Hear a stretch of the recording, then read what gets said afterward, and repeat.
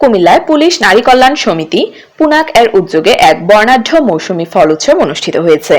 শনিবার 21 জুন দিনব্যাপী Cumilla police lines auditorium drill সাইডে মৌসুমী ফলের উৎসবটি অনুষ্ঠিত হয়।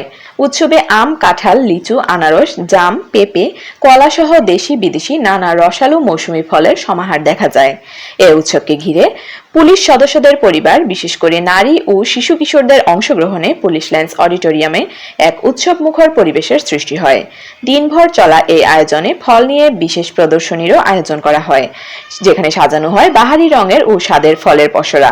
পুলিশ সদস্যদের পরিবার এই আয়োজনকে স্বাগত জানিয়ে বলেন, আমরা পরিবার নিয়ে এখানে এসে খুবই আনন্দিত। এমন আয়োজনে বাচ্চারা অনেক কিছু শিখতে পারে, ফলের প্রতি আগ্রহ বাড়ে। সবচেয়ে বড় কথা, এটা আমাদের জন্য একদিকের মুক্ত বাতাসে নিঃশ্বাস নেওয়ার সুযোগ। তারা বলেন, সারা বছর আমাদের পরিবার সীমিত সময় পায় একসঙ্গে কাটানোর। আজকের এই উৎসব আমাদের জন্য বিশেষ। পরিবার ও সিনিয়র স্যারদের সাথে ভালো কিছু সময় অতিবাহিত করলাম। উৎসবে পরিবারের সাথে আসা 8 বছরের ছেলে তাসিন খুশির উচ্ছ্বাস নিয়ে বলেন, আমি লিচু আর আম অনেক খেয়েছি, আমার খুব ভালো লাগছে। এত ফল একসাথে আমি কখনো দেখিনি। অনুষ্ঠানে পুলিশ সুপার নাজির আহমেদ খান বলেন, আমাদের লক্ষ্য শুধু বিনোদন নয়, বরং পুলিশ পরিবারের সৌহার্দ্য, ভ্রাতৃত্ব ও স্বাস্থ্য সচেতনতা বৃদ্ধি করা ও আয়োজনের মূল উদ্দেশ্য। এমন উৎসব ভবিষ্যতে অব্যাহত থাকবে। অনুষ্ঠানে প্রধান অতিথি হিসেবে উপস্থিত ছিলেন কুমিল্লার পুলিশ সুপার নাজির আহমেদ খান।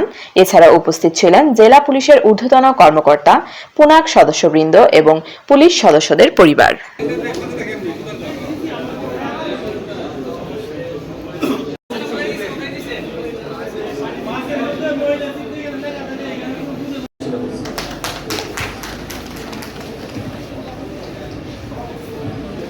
পেশাগত কাজের বাইরে আমাদের জেলা পুলিশের সাথে নিয়ে আমরা বিভিন্ন সময় আমাদের পুলিশ লাইন মাঠে আমরা